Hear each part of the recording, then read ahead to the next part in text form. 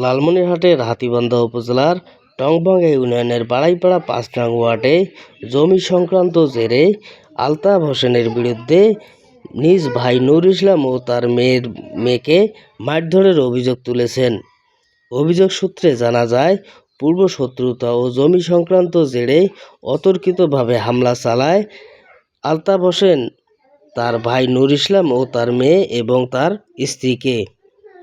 এ ঘটনায় হাতীবান্ধা থানায় একটি অভিযোগ দায়ের করেছে নূর ইসলাম।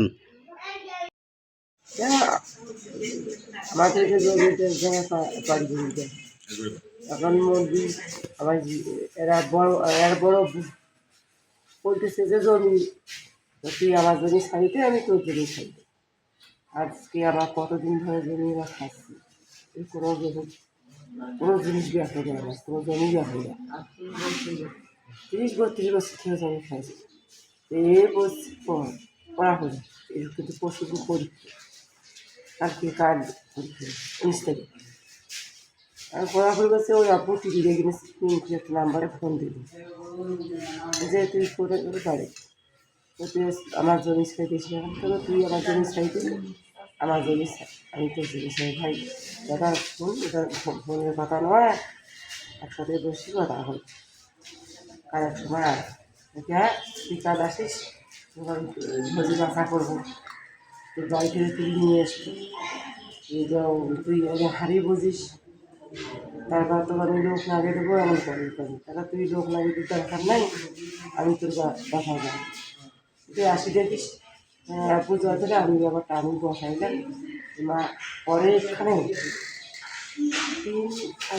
4 মিনিট পরে না আসি বলতেছে একেবারে আধা মুরগি কথা বললো, কে শহরে ছিল বেড়ে আসছিল, বেড়ে আসতে পারে আপু বেড়ে আসতে পারে ফোন করি আমি ধরি এক ডাং দিয়ে ধরিস বুকলি করতেছি।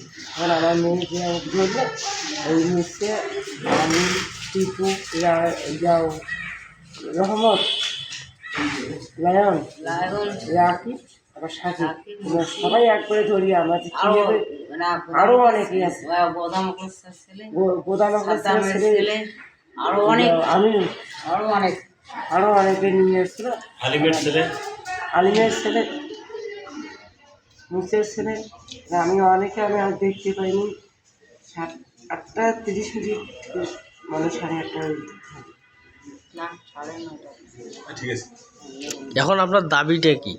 আমার দাবি যে আমরা এত রাইতে ওরা হুমকি যাবে আমাদের বাসা আসে ভাঙচুর করি, কীভাবে কী জিনিস নিয়ে গেলো আমরা এখনো বাসায় যাইনি। আমরা এখন আমার আশ্রয় না পেয়ে আমরা ত্রিপুল লাইনে ফোন দিয়ে আমার পুলিশে রক্ষা করছি। আমরা বিশেষ কী কারণ